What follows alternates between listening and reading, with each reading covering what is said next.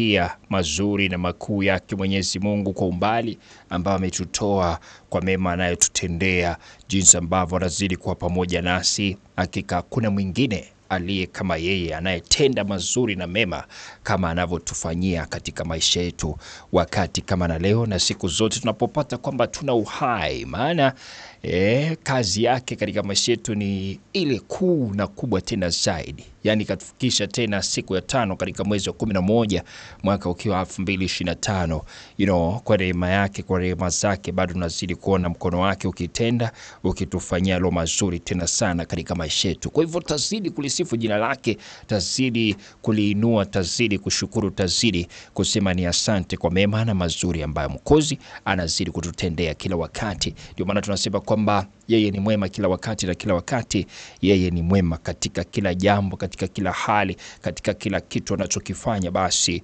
kuna ule wema wake, kuna yale mazuri yake, kuna vile ambavyo tunaona akitenda katika nafasi ile nzuri tena zaidi. You understand? Yani tangu ulipokuwa mchanga hadi sasa hivi, hiyo miaka ambayo umeishi katika ulimwengu huu, na leo pia alikokufikisha, basi nakuja kuelewa kwamba yeye ni mwema kila wakati. Hakuna mwingine kama yeye, maana yeye ndiye anayetosheleza, yeye ndiye anayeweza, yeye ndiye anayefanya, yeye ndiye anayetenda katika nafasi ile nzuri, katika wakati wake mwafaka ambao anaujua. Na kwa hivyo pia anapotupa pumzi, anapotupa uhai, anapotupa uzima, inatupasa kwamba tukaweze kufurahi na kusherehekea na kuweza kuwa wa kutabasamu kwa makubwa na mazuri ambayo Mwokozi anayatenda katika maisha yetu. Kwa hivyo ni siku njema.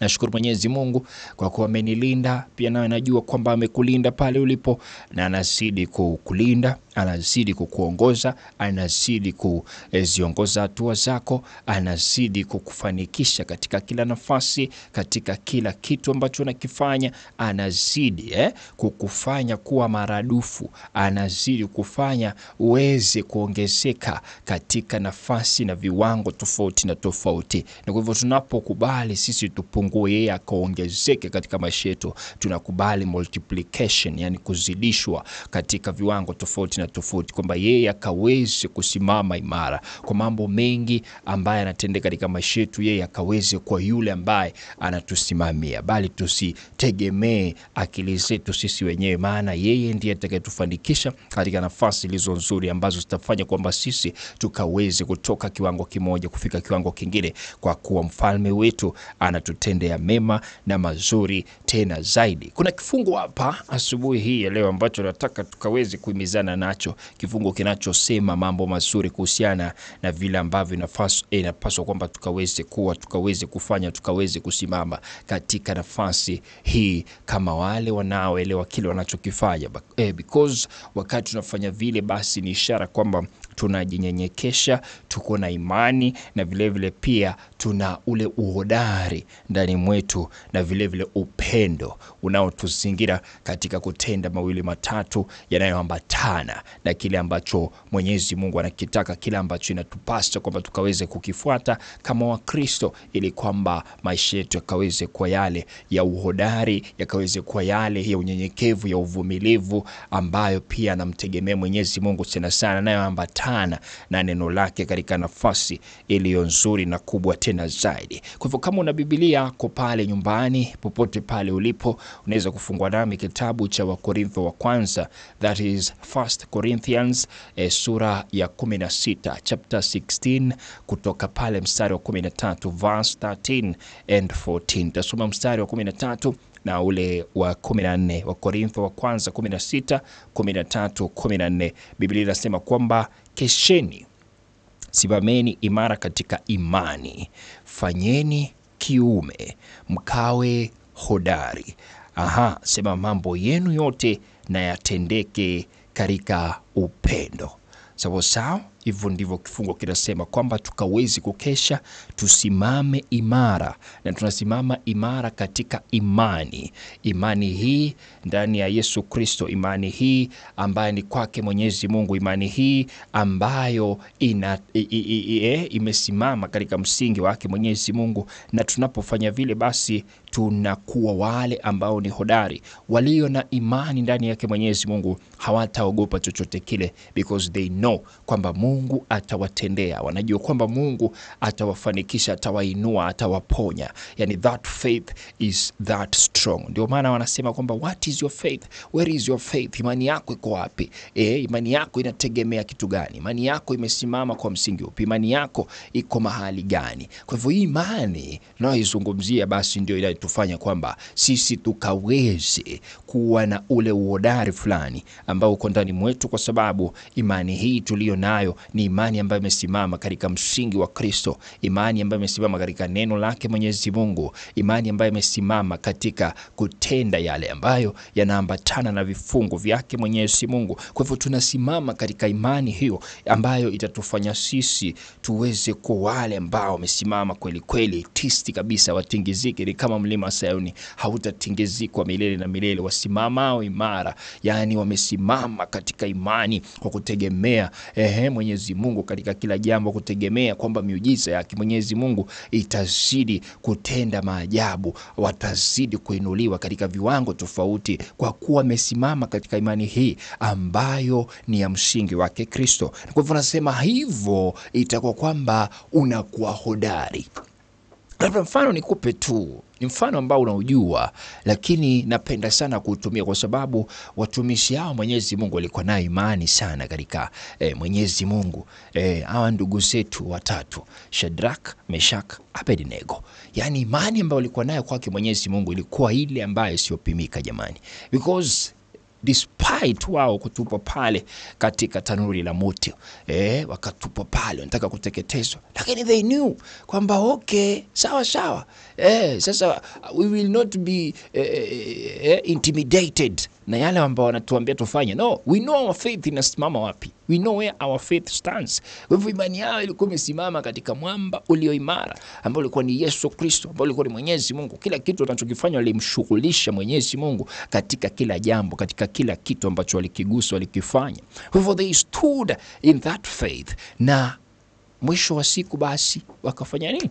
Wakapata kuokolewa na mambo yakapinduliwa. Yani kile ambacho kilikuwa kimepangwa pale, mageuzi yakaonekana. Pia mawazo yake yule mfalme pia naye yakabadilishwa, kwa sababu hakuwahi kushuhudia watu kama hao. Yani you can just imagine vile ambavyo kitambo kidogo the rulers walivyokuwa, wale ambao walikuwa naongoza wafalme pale, na unapata kwamba mfalme akisema kitu hata kiukwa, kwa sababu ni amri ambayo ameitoa. Mfalme anaweza kusema haya, kawaueni, mbona wamekataa kutenda vile mimi nataka, mbona wamekataa kuenenda na vile ambavyo mimi natoa amri ninavyoamuru, mbona wamekaidi, na kadhalika na kadhalika. Lakini sasa hivyo hao watatu wakajua kwamba imani yetu sisi tunajua iko kwa Mungu. Sisi Mungu aliyetumba sisi na tunayemwabudu, Mungu ambaye tunamwabudu na kupinga kuabudu hawa miungu mingine ambao mfalme anatuambia kwamba tukaweze kuabudu, yeye ndiye atakayetuokoa. Kwa hivyo they had that faith in God, na imani hiyo ikawasimamisha. Ndio maana hapa katika barua hii inayoandikiwa Wakorintho, katika Wakorintho wa kwanza 16:13, Paulo anasema kwamba kesheni, simameni na katika imani. Wakati mnakesha kusimama katika imani, basi inawafanyeni kwa wakiume wale ambao wako hodari, na wakati tunakuwa hodari, basi mambo yote tunayotenda basi tunayafanya katika upendo. Yani ukiangalia mfano Yesu Kristo, kila kitu ambacho alikuwa anakifanya alikifanya katika upendo. Kwa nini? Katika Yohana 3:16, kwa jinsi ambavyo Mungu aliupenda ulimwengu, yani ni mambo ambayo yalitokana na upendo. Kwa hivyo upendo aliupenda kwa sababu alikuwa amempenda mwanawe ambaye alikuwa ni Yesu Kristo, na Yesu ni upendo. Sawa. Ndio maana hayo yote aliyokuwa akiyafanya aliyafanya kwa upendo. Kuwaponya watu alikuwa anafanya kwa sababu aliwapenda. Hata Lazaro akimfufua akimfufua pale, ilikuwa kwamba alikuwa rafiki yake, na pia unaambiwa kwamba alilia kwa sababu alikuwa amempoteza rafiki, na kwa hivyo akalia kwa sababu rafiki aliweza kuwa amefariki. Kwa hivyo that was out of love, ilikuwa kwa sababu ya upendo. Na kwa hivyo nasema mambo haya basi tunayofanya yawe katika upendo, yatatendeka yote katika upendo. Kwa hivyo tunasimama katika imani. Imani hii ndiyo inayotuunganisha sisi, because the faith is in us, and this faith connects us with God. Na wakati tuna imani katika yeye, tuna imani katika kile anachokipanga, mipango anayotupangia katika maisha yetu. Tuna imani katika kila jambo ambalo analifanikisha katika maisha yetu. Tuna imani katika mipango yake ambayo anazidi kuipanga katika watu tofauti na tofauti, miaka na mikaka. Anazidi kukuinua, anazidi kukulinda, anazidi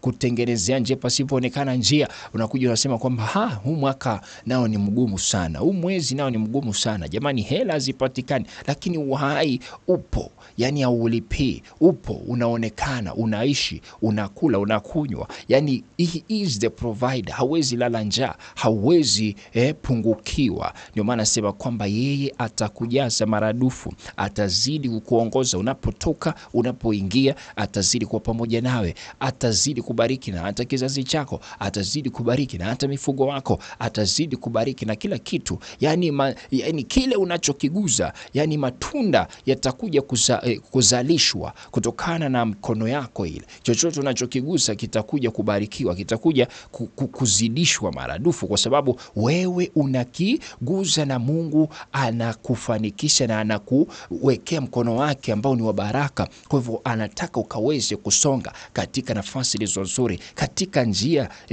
ambazo zina mashimo atazidi kuvukisha pale, katika mabonde na milima atazidi kuongoza katika nafasi kama na zile, kwa sababu yeye anazidi kuinua na kufanyia mazuri, anazidi kufanyia heri katika maisha yako. Ndio maana anasema kwamba basi tukaweze kujenga imani ndani yake Mwenyezi Mungu, mambo ambayo tunafanya yakaweze kuambatana na imani yetu. Imani yetu imesimama mahali gani? Je, imani yetu iko kwa wanadamu? Je, imani yetu iko kwa waganga? Imani yetu iko kwa watu ambao kidogo ni wale wa kutabiri? Ama imani yetu iko katika miujiza? Ama imani yetu iko wapi hasa? Wewe mwanzo kabisa imani yako iko wapi? Umeijenga wapi? Sasa hapo imani inapaswa kwamba ikaweze kuwa kwake Yesu Kristo na Mungu, yote basi ikaweze kufanyika nini? Kufanyika vile. Maana ukiangalia kwa mfano Yesu alipokuwa akiponya watu, alikuwa anawaambia basi imani yako imekuponya. Yani hiyo imani, yani that faith ambayo yani ni kitu ambacho yani kiko tu ndani yako, unaamini, yani unajua yani kuna kitu kitafanyika japokuwa haujui ni kipi. Unatarajia kitu kifanyike lakini haujui ni kitu kipi, lakini kitafanyika kwa sababu unajua kitafanyika, maana anayekifanikisha hawezi kosa kukifanikisha. Kwa hivyo that is the faith. Kwa hivyo wewe mgonjwa kabisa, unaonekana mahututi, lakini una imani utapona, licha kuwa unaona kwamba wewe ni mgonjwa ndio, lakini unajua yani moyo wako uko tu sawa, unasema mimi natoboa. Hiyo ndio imani. Changamoto zipo ndio, lakini usema hapana, najua nitavuka, najua nitapenya, najua nitapita, najua nitasonga, najua nitapiga hatua. Yani that is the faith we are talking about. Kwa hivyo ndio hiyo sema kwamba tukasimame imara katika imani, tukafanye kiume, tuwe hodari na shujaa, tusitingizike, tusifadhaike, tusiwe na wasiwasi, because all this that we are doing, tunayafanya haya yote kupitia Kristo anayetutia nguvu. Ninasema kwamba sisi tu zaidi ya washindi. We are more than conquerors. We can do everything, anything. You can do it through Christ that gives you strength. Yeye akutiaye nguvu atakufanikisha, na hata kutia tu nguvu kama una imani ndani yake, anaona imani yako. Ndio maana wale waliokuwa akiwaponya nawaambia, wewe imani yako imekuponya, wewe ondoa, chukua virago vyako, ondoka, nenda. Yani ilikuwa tu hivyo, because he was seeing, yani ni imani ni kitu ambacho yani utamwona tu mtu yani vile alivyo, unaona huyu mtu hayuko vizuri ndio, lakini ana matumaini, ana imani kwamba yeye atabaki kwa vile kuna mabadiliko, because anayemtumikia ni mkuu, na yule mkuu anayemtumikia ameanzisha kazi nzuri ndani yake, na bila shaka atakuja kuikamilisha. Kwa hivyo labda hiyo hali anayopitia ni mapito tu. Kumbuka hata Ayubu alipitia mapito, akapoteza mifugo, akapoteza yani kwa maisha kuna kuwa na wakati ule wa vilio, kuna pia wakati wa furaha, kuna wakati wa majonzi, kuna wakati wa juu na chini, lakini Mungu imani ukimwekea anazidi kufanikisha hatua zako, maana yeye ndiye anayejua hatima yako. Amekuchora katika kiganja chake cha mkono, anajua hesabu ya nywele zako. Sasa yeye atafanikisha hizo hatua zako sote. Kwa hivyo yeye ni Mungu asiyeangusha. Ndio maana unasema kwamba tukawe hodari, tusije kuwa wa kutingizwa, tusije tukawa wale ambao wanasimama wakiwa wadhaifu, maana tunajua kwamba kwa imani sisi tu washindi, kwa imani sisi tumepona, kwa imani sisi tunayaweza. Bwana Yesu asifiwe. Kwa imani sisi tunayaweza, kwa imani sisi tumeshinda, kwa imani sisi tu zaidi ya washindi, maana Mungu anatutia nguvu, anaaibisha adui, anamwaibisha katika jina la Yesu Kristo. Kwa hivyo jenga imani yako katika neno la msingi ambaye ni neno lake Mwenyezi Mungu, na pia katika jina la Yesu Kristo, na pia damu yake iliyomwagika pale msalabani Kalvari, bila kusahau baba yake aliye juu mbinguni, ambapo Yesu Kristo ameketi katika mkono wake wa kuume. Yeye ndiye pia anayefanikisha hatua za kila mmoja unapojenga imani yako juu yake yeye, na maisha yako yanakuwa bora na bora zaidi. Haijalishi ni kitu gani, kama ni magonjwa, imani ukiwa nayo Mungu atakuponya, imani ukiwa nayo atakusaidia, imani ukiwa nayo kazi utapata, imani ukiwa nayo kila kitu kitafanyika. Yani mambo haya yote imani basi ndio inayo ignite ili kwamba kapokee. Yani uko na matumaini ya yale unayotarajia, ila hujui ni yapi, lakini unajua kwamba yapo na yatafanyika. Amen. That is now the faith. We should have that faith in God. Ndio kwamba mambo yetu pia saa zingine yakaweze kusimama katika msingi na mnara ulio imara. Mwenyezi Mungu tunakushukuru. Wewe ni Mungu mwenye rehema, Mungu mwenye upendo, Mungu mwenye amani, Mungu unayetupenda, ukamtona hata Yesu Kristo mwana wa pekee akaja kutufilia dhambi zetu pale msalabani, kwamba sisi tukaweze kupokea wokovu. Wewe ndiwe tunayekutegemea. Imani yetu inasimama kwa wewe ukiwa msingi wetu unayezidi kutufanikisha katika hatua zetu. Hatima zetu ziko mikononi mwako, kwa mfalme wewe ndiye unayetenda. Wacha ukaweze kuinua imani ya kila mmoja asubuhi ya leo, kasimame katika msingi ulio mzuri, ili kwamba kila mmoja kaweze kujua na kutafakari kwa ajili ya mazuri na makubwa unayozidi kutenda katika maisha ya watu husika. Asante kwa kuwa wasongeza kutoka kituo kimoja kuwafikisha hatua nyingine, kwa mfalme unatenda. Kila mbinu na nguvu zote za mwovu shetani zinazosimama katika maisha yao tunazikemea asubuhi ya leo kwa kukataa kila mbinu, mitego yote nayo kuja na kufanikisha hatua zilizo mbovu tunazikataa katika jina la Yesu Kristo, zikaweze kushindwa. Asante kwa kuwa Mwokozi unazidi kuwaokoa, unazidi kuwafunika na kuwapendelea na kuwatembelea katika nafasi iliyo nzuri, kama ulivyomtembelea Danieli akiwa pale katika tundu la simba. Hivyo ndivyo unamtembelea umama aliye mgonjwa popote alipo pale, amesimamisha imani yake juu ya maisha haya, akiwa na imani kwamba mfalme unamponya, na kwa hivyo itafanyika kwa kuwa na imani kwa kuponywa, na imani kwa ajili ya kazi, na imani kwa ajili ya matokeo mazuri, na imani kwa ajili ya biashara kunawiri katika jina la Yesu Kristo. Hakuna silaha inayopangwa kinyume na maisha yake itakayopata kufaulu, maana unasema kwamba sisi tu zaidi ya washindi, na unayotuwazia ni mema wala si mabaya, kutupa tumaini katika siku zetu za mwisho. Asante kwa mfalme umetenda, siku mpya umetupa, tunashukuru. Wacha leo hii kila hatua tunayopiga, wote wanaosafiri ukawalinde,